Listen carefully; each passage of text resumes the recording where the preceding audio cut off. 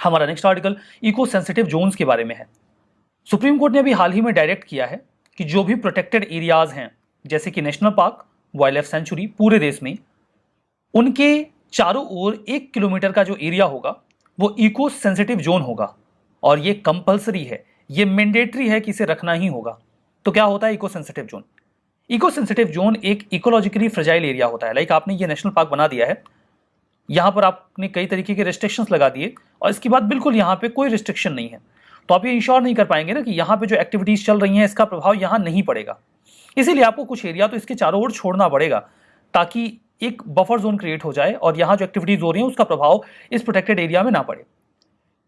तो eco sensitive zone वो areas होते हैं जिन्हें ministry of environment, forest and climate change notify करता है। प्रोटेक्टेड एरियाज जैसे कि नेशनल पार्क और वाइल्ड लाइफ सेंचुरीज के चारों ओर ये कुछ शॉक एब्जॉर्बर की तरह काम करते हैं, एक बफर जोन की तरह काम करते हैं जहां पर एक्टिविटीज उतनी रिस्ट्रिक्टेड नहीं होती जितनी कि नेशनल पार्क या वाइल्ड लाइफ सेंचुरी में, लेकिन फिर भी उन्हें रेगुलेट तो किया जाता है। फर्दर ये ट्रांजिशन जोन बन जाता है हाई प्रोटेक्टेड एरियाज के बीच में और ऐसा एरिया जहां पर लेसर प्रोटेक्शन है। एनवायरमेंट प्रोटेक्शन एक्ट ऑफ 1986 में तो इको सेंसिटिव जोन इस शब्दावली का इस्तेमाल नहीं किया गया है। इको सेंसिटिव जोन वैसे किसी भी प्रोटेक्टेड एरिया के चारों ओर 10 किलोमीटर तक बनाए जा सकते हैं।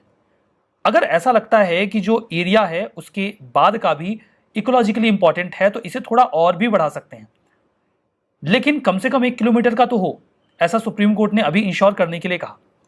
उन्होंने गाइडलाइन में ये बोला कि 1 किलोमीटर तक रहेगा। मान लीजिए कोई बातचीत चल रही है सेफ्टी जोन को लेकर कि कितना बनाना है, इस बातचीत के दौरान ऐसा नहीं होगा कि वहां पे कोई बफर जोन होगा ही नहीं या कोई इको सेंसिटिव जोन होगा ही नहीं। जब तक आप बातचीत चल रही है कि कितना इको सेंसिटिव जोन बनाना है, तब तक सुप्रीम कोर्ट का जो 1 किलोमीटर वाला फॉर्मूला है ये इंप्लीमेंट हो जाएगा। उसके बाद आपको इसको बढ़ाना है तो बढ़ा लीजिए, 1 किलोमीटर तो कम से कम रहेगा। ये जो वाइल्ड लाइफ सेंचुरी और नेशनल पार्क का एरिया है वहां पे माइनिंग को परमिट नहीं किया जाएगा।